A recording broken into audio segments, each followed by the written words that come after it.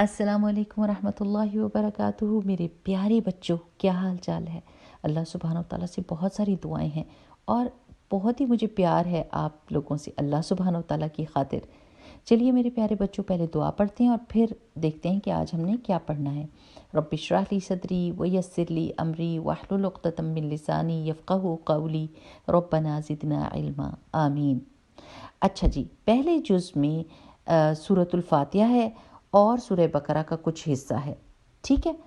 اب سورۃ الفاتحہ کے بارے میں ہم کچھ پڑھتے ہیں۔ یہ اتنی خوبصورت سورہ ہے اور اتنی خوبصورت اور بڑی دعا ہے جو اللہ سبحانہ و تعالیٰ نے اس کو ہماری نماز کا ہر رکعت کا حصہ بنا دیا۔ اتنی پیاری چیز ہے۔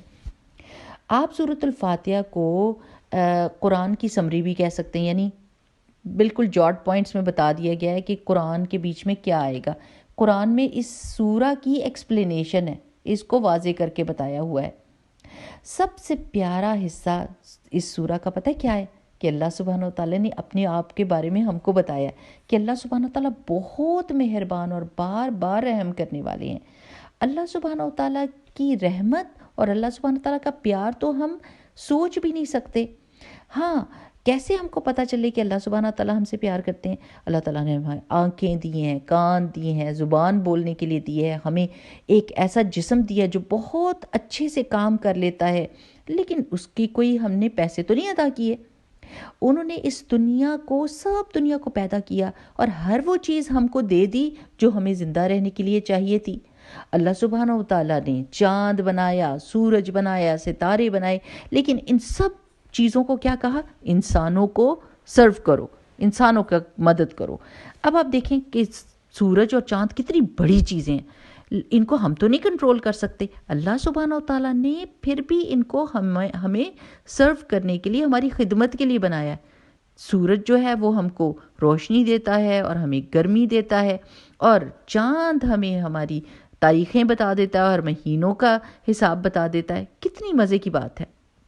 اللہ سبحانہ و تعالیٰ اتنے مہربان ہیں اور اتنے رحم کرنے والے ہیں کہ جب اللہ تعالیٰ نے ہم کو اس دنیا میں ڈالا تو ہمیں ہر وہ چیز دی جو ہم کو چاہیے تھی زندہ رہنے کے لیے۔ آپ کو ایک کہانی سناتی ہوں، تھوڑی سی ہنسنے والی بھی ہے، لیکن اس سے ہم کو سوچ بھی آتی ہے کہ سبحان اللہ، اللہ تعالیٰ کی شان کتنی بڑی ہے۔ کہ ایک بہت بوڑھے سے بابا جی تھے، تو وہ ہسپتال میں گئے کہ ان کے گردے کام نہیں کر رہے تھے، تو صحیح، اور جب ڈاکٹروں نے ان کا علاج کیا اور وہ ٹھیک ہوئے تو آخر میں جانے سے پہلے ہسپتال والوں نے ان کو اتنا بڑا بل دے دیا اور کہا اتنے سارے پیسے پے کرنے ہیں۔ تو بابا جی رونے لگ گئے۔ تو ڈاکٹرز نے پوچھا اب آپ کیوں رو رہے ہیں؟ تو انہوں نے کہا کہ میں اس لیے رو رہا ہوں کہ میں 70 سال سے ان گردوں کو استعمال کر رہا ہوں اور اللہ سبحانہ وتعالیٰ نے آج تک مجھ سے کچھ نہیں لیا، کوئی پیسے مجھے نہیں پے کرنے پڑے، لیکن آپ نے ایک دن ان کو چلایا تو آپ نے اتنے زیادہ پیسے لے لیے۔ تو سوچنے کی بات ہے نا کہ ہم اللہ تعالیٰ کی کتنی رحمتوں اور برکتوں سے فائدہ اٹھا رہے ہیں۔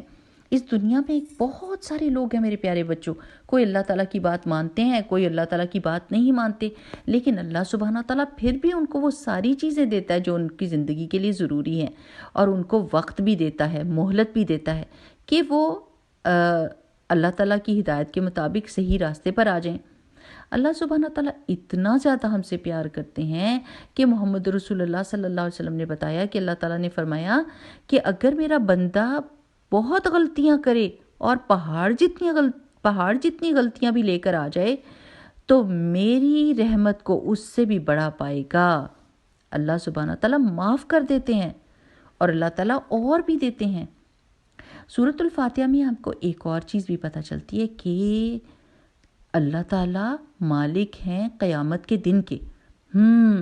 قیامت کا دن کا مطلب ہے کہ ہر بندہ جو بھی کام اس دنیا میں کر رہا ہے وہ سب کچھ محفوظ ایک جگہ پر رکھا جا رہا ہے، اور اس کو کہتے ہیں اعمال کی کتاب۔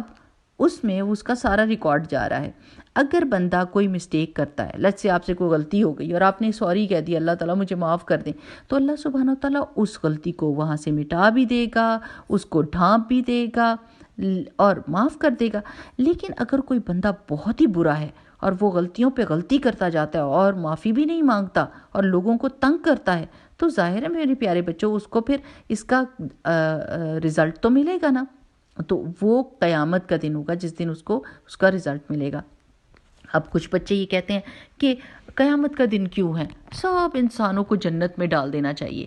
تو میں آپ سے یہ پوچھتی ہوں، میں آپ کو ایک بات بتاتی ہوں کہ اگر آپ اسکول میں گئے ہیں اور آپ کلاس میں بیٹھے ہوئے ہیں اور آپ ہر بچے کو یہ رول پتہ ہے کہ سب نے ایک دوسرے کی عزت کرنی ہے، تو ایک بلی آتا ہے اور آ کے آپ کو زور سے کک کرتا ہے، آپ کو مارتا ہے، آپ کا بیگ پھینک دیتا ہے، آپ کی کاپیوں کو پھاڑ دیتا ہے، اب آپ کیا چاہیں گے کہ آپ کی ٹیچر آئے اور آپ کو کہے دونوں ہی تم بہت اچھے ہو؟ تو آپ کھڑے ہو جائیں گے، آپ کہیں گے نہیں، یہ انصاف نہیں ہے، اس نے میری کاپی پھاڑی، اس نے مجھے مارا، اس نے مجھے بہت زیادہ ہرٹ کیا، اس کو سزا ملنی چاہیے۔ ایسا ہی ہے نا میرے پیارے بچوں؟ بس تو قیامت کا دن اسی لیے ہے کہ جو لوگ لوگوں کو تنگ کریں گے اور برے کام کریں گے ان کو ان کا خمیازہ بھگتنا پڑے گا اور ان کو جواب دینا پڑے گا۔ اور یہ اللہ تعالیٰ نے قیامت کا دن اس لیے رکھا ہے کہ انصاف ہو، اللہ سبحانہ و تعالیٰ انصاف کرنے والے ہیں۔ اس کے بعد ہم سورۃ الفاتحہ میں کہتے ہیں کہ اللہ سبحانہ وتعالیٰ صرف آپ ہی ہمارے ایک سچے رب ہیں جو جنہوں نے ہمیں پیدا کیا۔ اللہ سبحانہ وتعالیٰ آپ نے ہمیں پیدا کیا، آپ نے ہمیں ساری نعمتیں دی ہیں اور آپ ہی ہماری حفاظت کرتے ہیں، اور ہم آپ ہی سے مدد مانگتے ہیں، کیونکہ اللہ سبحانہ تعالیٰ کے پاس ہر طرح کی طاقت ہے، وہ ہماری کسی طرح سے بھی مدد کر سکتے ہیں، تو ہم اللہ تعالیٰ کی مدد مانگتے ہیں۔ اور پھر ایک بہت پیاری دعا یہ مانگیے کہ اللہ تعالیٰ ہم کو ان لوگوں کے راستے پر چلا جو اچھے تھے، سچے تھے، نیک تھے، جیسے اللہ تعالیٰ کے انبیاء اور نیک اور سچے لوگ، ہم نے ان کا راستہ اپنانا ہے اور ان لوگوں کا راستہ نہیں لینا جو اپنی خواہشات پہ چلتے ہیں ہر وقت، بس ان کو یہ ہوتا ہے ان کی مرضی پوری ہو جائے، چاہے کسی دوسرے کو دکھ یا تکلیف ہو، وہ خود غرض ہوتے ہیں، بس اپنی من مانی کرنے والے ہوتے ہیں اور ان کو یہ بھی پرواہ نہیں ہوتی کہ اللہ تعالیٰ کیا کہہ رہے ہیں۔ اور ان لوگوں کا راستہ بھی نہیں چاہیے کہ جن کو پتہ تھا کہ کرنا کیا ہے لیکن پھر بھی انہوں نے اللہ تعالیٰ کی نافرمانی کی اور پھر بھی غلط کام کیے، تو نہ ہم کو ایسے لوگوں کا راستہ نہیں چاہیے۔ تو اللہ سبحانہ تعالیٰ سے بہت ساری دعا ہے کہ اللہ تعالیٰ ہم کو سیدھے راستے پر ڈالے۔ میرے پیارے بچوں، امید ہے کہ آپ کو سورۃ الفاتحہ کی کچھ تھوڑی سی سمجھ آ گئی ہوگی اور ساری زندگی آپ نے سمجھتے ہی رہنا ہے اس کو انشاءاللہ باذن اللہ۔ اگلی آڈیو تک کے لیے السلام علیکم ورحمۃ اللہ۔ سبحانک اللہم و بحمدک، نشہد ان لا الہ الا انت، نستغفرک و نتوب الیک۔